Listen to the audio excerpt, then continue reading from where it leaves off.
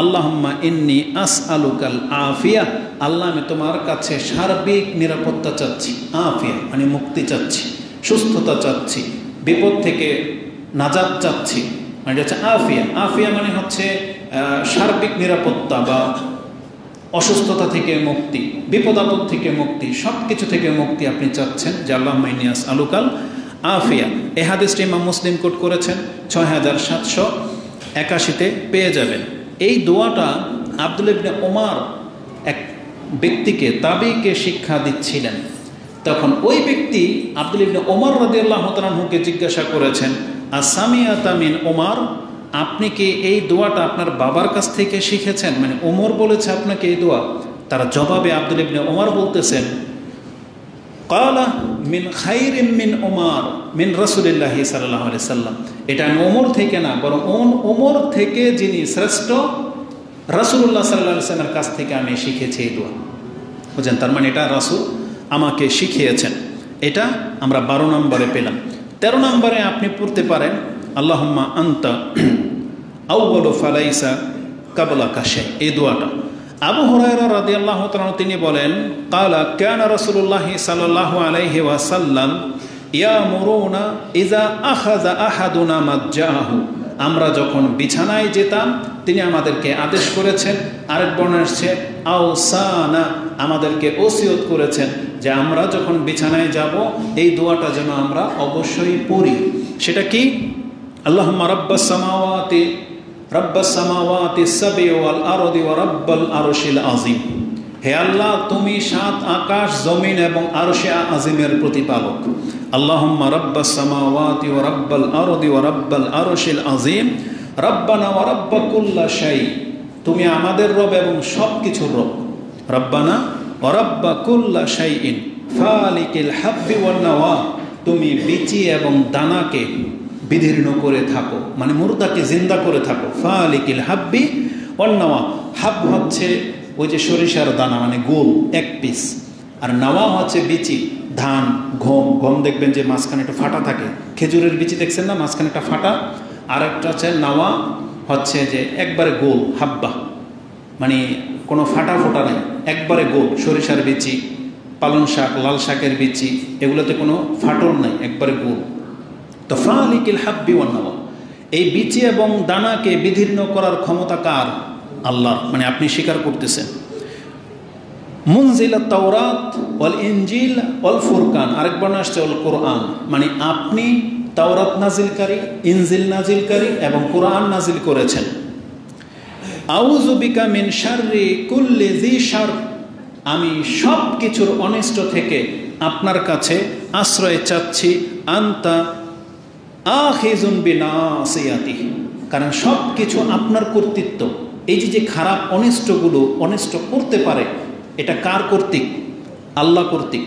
মানে আপনার সন্ধ্যাবেলা কোনো একটা ক্ষতি হয়ে গেল, জাদুটোনা লেগে যায়, কেউ আপনাকে ক্ষতি করে দিল, বদনজর লেগে যায়, সাপে বিষে যে আপনার যে ক্ষতি হয়, চুরি করার কারণে, ডাকাতি করার কারণে আপনার যে ক্ষতি হয়, এই ক্ষতিটা মূলত আল্লাহর হাতে রয়েছে। মানে এটার প্রতিক্রিয়াটা, এই ক্ষমতাটা আল্লাহই সৃষ্টি করেছেন। এই জন্য আপনি আল্লাহকে বলতেছেন, আল্লাহ সব কিছুকে যেহেতু তুমি নিয়ন্ত্রণ করো, এটা আমি স্বীকার করতেছি, তাই তোমার কাছে আমি সব কিছুর অনিষ্ট থেকে আশ্রয় চাচ্ছি। এটা হলো দোয়া। এরপরে আপনি আল্লাহর প্রশংসা করবেন কি বলে?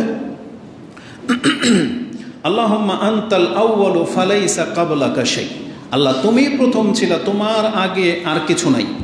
ওয়া আনতাল আখিরু ফালাইসা বাদাকা শাই, আর তুমি শেষ, তোমার পরে আর কিছু নাই। ওয়া আনতা যাহিরু ফালাইসা ফাওকাকা শাই, তুমি প্রকাশ্য, তোমার পরে আর কিছু প্রকাশের আর কোনো কেউ মানে ক্ষমতার প্রয়োগ করতে পারে না। ওয়া আনতাল বাতিনু ফালাইসা দুনাকা শাই, আর তুমি হচ্ছ অগোচরের সব কিছুর খবর রাখো, তোমার অগোচরে আর কিছু নাই। মানে এমন কিছু নাই যেটা আল্লাহ সুবহানাহু ওয়া তাআলার কাছে স্পষ্ট না, বা আল্লাহ সুবহানাহু ওয়া তাআলা থেকে অগোচরও কোনো কিছু নাই। এটা প্রকাশ করলেন, বা এইভাবে আপনি প্রশংসা করবেন। তারপরে আপনি বলবেন, ইকদি আন্না দাইনা ওয়া আগনিনি মিনাল ফাকর, আল্লাহ তুমি যেহেতু সব কিছু, তুমি আমার ঋণকে মুক্ত করে দাও। তাহলে যারা ঋণী তাদের জন্য দোয়াটা মুখস্থ করা অত্যন্ত জরুরি, যে বিছানায় আপনি বলবেন আল্লাহুম্মা আগনিনি মিনাল ফাকার, আমাকে আপনি গরিবী থেকে ধনী করে দেন।